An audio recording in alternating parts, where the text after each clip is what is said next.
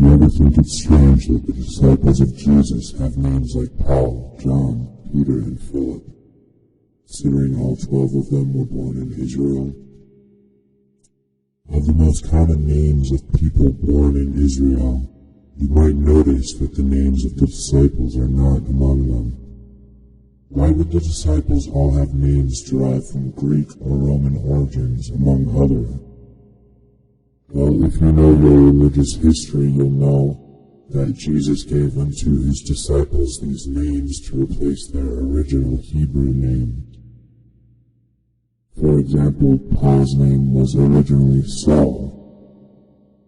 Some sources may tell you that John is originally a Hebrew name, but others say its origin is Greek.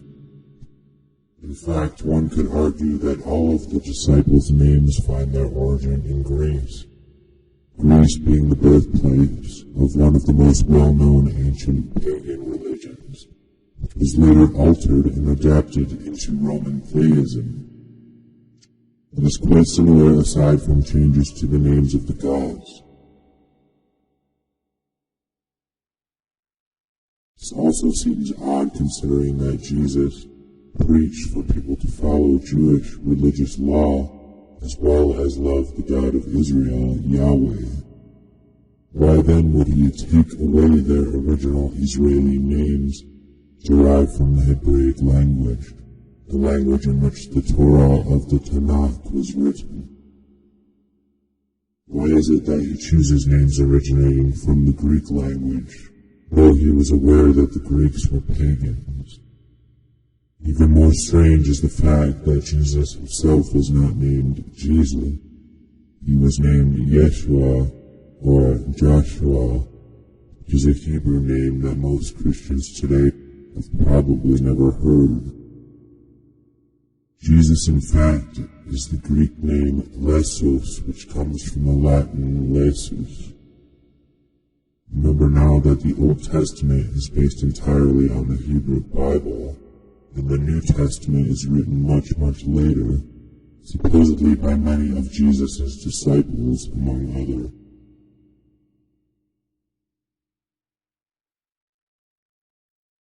The New Testament was written in Greek, and this may be partially due to the commonality of the language at the time, and perhaps other reasons unknown to me. The Jews were sent into exile by the Babylonians around 580 BC. Shortly after, they were allowed back into Jerusalem to rebuild their temples and worship again. The Babylonians spoke the Akkadian language, an evolution of ancient Sumerian. The Jews were able to return from exile thanks to the leader of the Persian Empire, Cyrus. And little is known about what happens between that time and the birth of Jesus. Essentially, though, Cyrus's empire was the largest in the world at the time, and he intended to conquer the whole of Mesopotamia. The Jews were persecuted and or kicked out by the Babylonians, who were then overrun by the Persian Empire, which allowed the Jews to return to their way of life. I am certain then that the Holy Land was conquered by a Grecian named Alexander, sometime near 200 BC.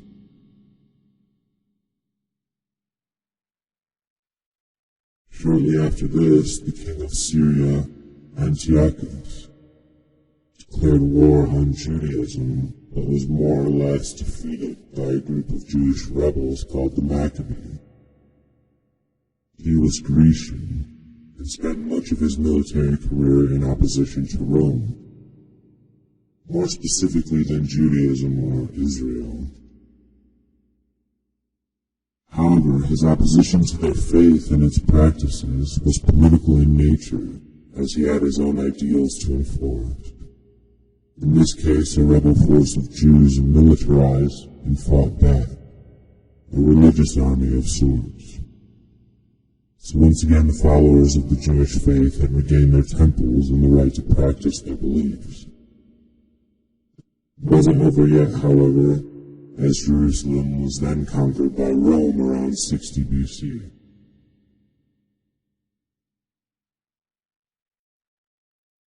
The Roman Senate then appointed Herod the Great as pliant king of the Jews, a title which I suppose he deserved as he took practicing the Jewish faith to the extreme.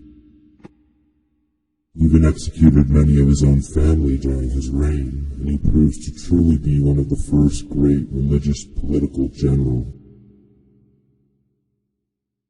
Cannot forget that he works for the progress and proliferation of Roman ideals, religions, and the expansion of Roman territory.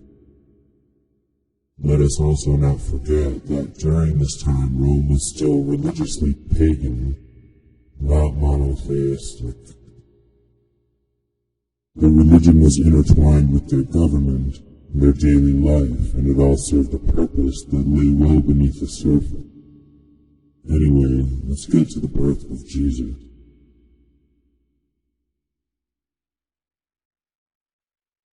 Just outside the border of Jerusalem in Palestine, Jesus is born. Rumors and things of the like quickly begin stirring among magi and seers that a new king of the Jews was born.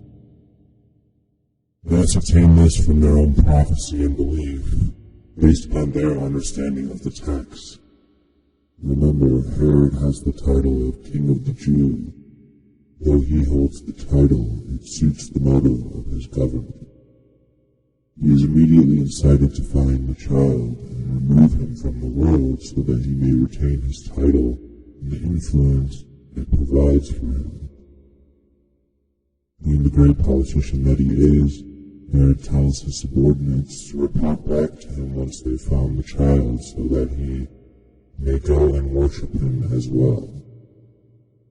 Upon finding the child, the men are met with dreams or visions, warning them not to return to Herod, for he may have ill intent. At the same time, Joseph, Jesus' father, has a similar experience where he dreamt that Herod wanted to kill his son. Utilizing this information, he and the Blessed Mother flee to Egypt, which is not currently loyal to Rome.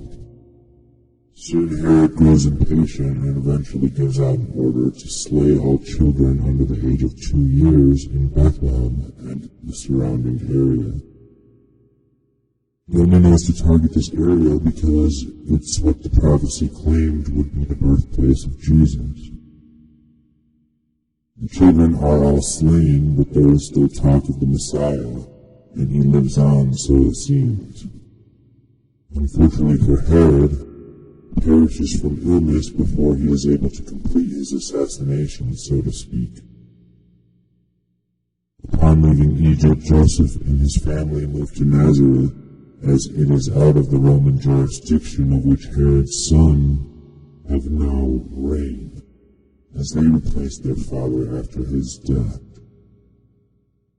Jesus grows up in Nazareth, where they speak Jewish Aramaic, and as he grows into adolescence, his notoriety grows before him. Mostly he's described as crazy, mad, insane, or zealous, as he repeatedly gets into conflicts with his neighbors and other members of the community, oftentimes rebuking them for not practicing what they preach, basically. Now, prior to this time and during it, one of the prominent figures of Judaism and later Christianity, as well as Gnosticism, comes to play a significant role in the story. A man who in his own right was very much at the forefront of the evolution of the religion. A man who had many followers of his own by the time Jesus' birth. He's known as John, and later John the Baptist. Prior to the birth of Jesus, John was heading up the major sects of Gnosticism. The birth of Jesus is taken as a big sign to John, and he applies his efforts to eventually meeting the man and forming a relationship with him. John is basically the origin of Christian baptism, but at the time he likely practiced Jewish forms of the ritual, such as ritual immersion, which provides spiritual purity for those going to worship or perhaps interact with God or a deity. Takes it upon himself to baptize Jesus, but only once Jesus convinces him, as John is looking to Jesus to perhaps initiate the process, or at least he looked at him as a superior. He performs the baptism, which results in a vision of the Holy Spirit descending down upon the Messiah, which then results in John becoming a follower of Jesus. Sometime around here, John is imprisoned by Herod's son, also named Herod. An interesting note, John spoke out openly against the Tetrarch because Herod had divorced his wife and unlawfully married his brother's wife. Herod's sons, truly following in the footsteps of their politician father, display a blatant misuse of power and title, as well as having no respect for even each other. Now, Herod's brother's wife was named Herodias, and she had a daughter prior to their marriage, which was her second marriage. On Herod's birthday, this girl, his stepdaughter, danced before the king and all of his honored guests, which pleased Herod greatly, especially as he had become intoxicated. He tells her that he will grant her any one wish, anything she desired, even half of his kingdom if she were to want it. The girl, unsure of what to request, asked her mother what she should request of Herod. Now let's jump back and remember John the Baptist speaking out against Herod's marriage to Herodias. This admittedly made her plan more difficult as she sought to use her title for her own selfish ends, and bringing her integrity into question with the populace did not benefit her. So what does Herodias tell her daughter of the request of the king? The head of John the Baptist on a platter. Even King Herod was quite thrown by this request, but for some reason he decides to keep his word, and it was indeed convenient since John was currently in his dungeon defenseless and without witnesses, being that he was arrested earlier for his insubordinate behavior. John is killed in the prison, and Herod later explains this decision by stating that he did it lest the great influence John had over the people might put it into his power and inclination to raise a rebellion. I thought it best to put him to death. Now all of this leads us into the reasons which Jesus was executed as well. Despite his conflicts and whatever minor trouble Jesus caused, the crime that caused him to go to trial was insubordination or incitement of rebellion against the Roman Empire, as well as blasphemous and heretical behavior. What is the real truth, though? I'll tell you what I believe. Jesus had on multiple occasions obstructed the tax process, in which oftentimes poor citizens would have to give all they had to the emperor and the empire. He preached and gave sermons criticizing the Roman government and leadership for being cruel and idolizing money. Also, he was often referred to as a king, which no Caesar would have stood for happening right under their nose, especially because any Caesar was king of kings with no equal.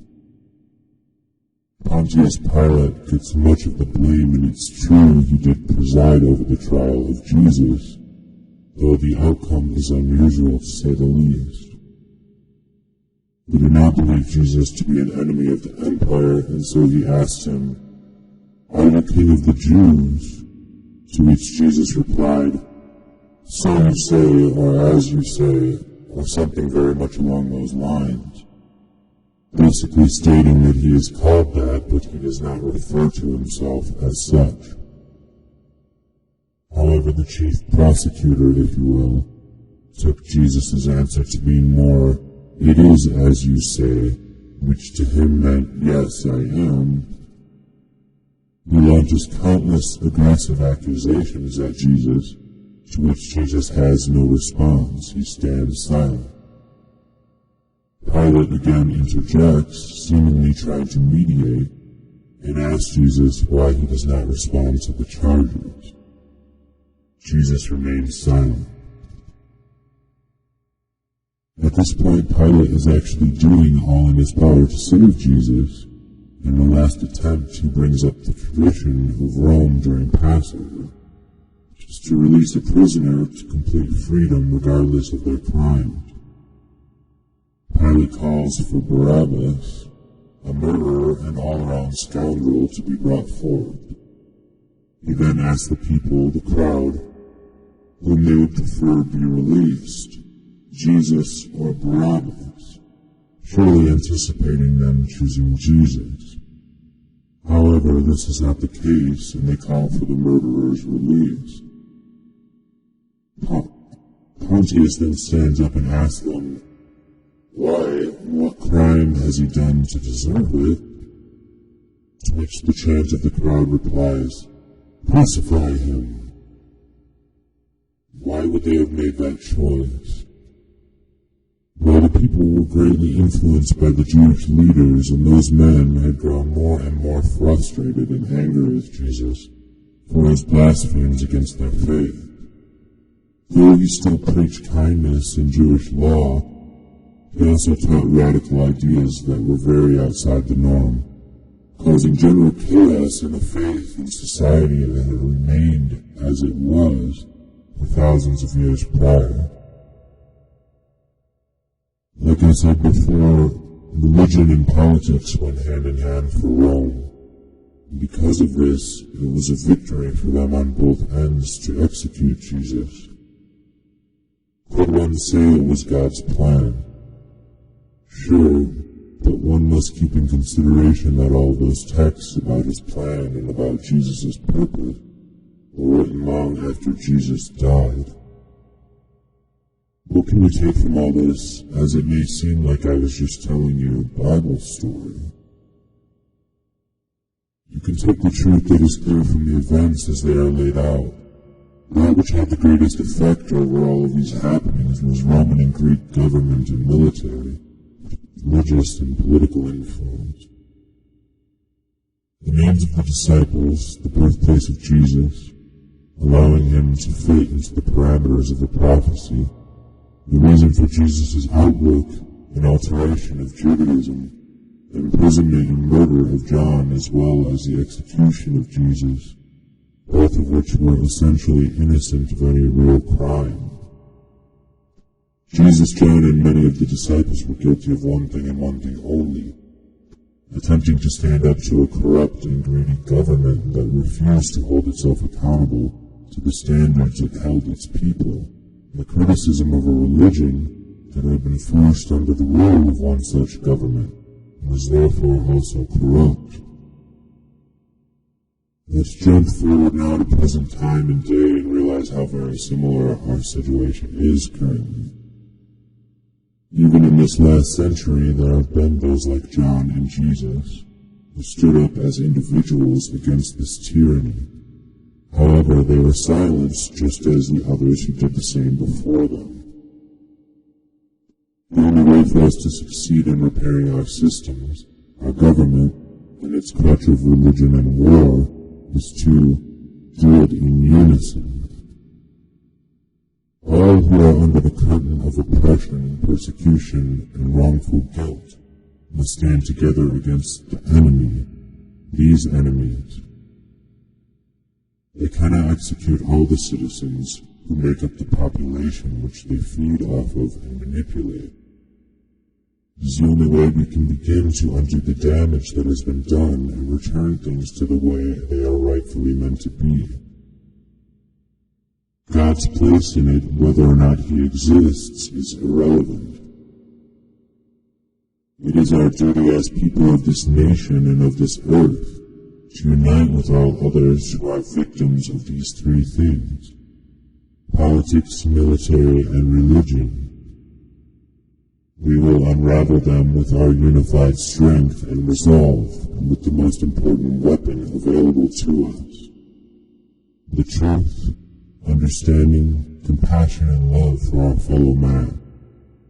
No amount of bombs or priests or senators will do us any justice or provide us any release from it. As you can see, they did no such thing way back when, and they have never done such a thing.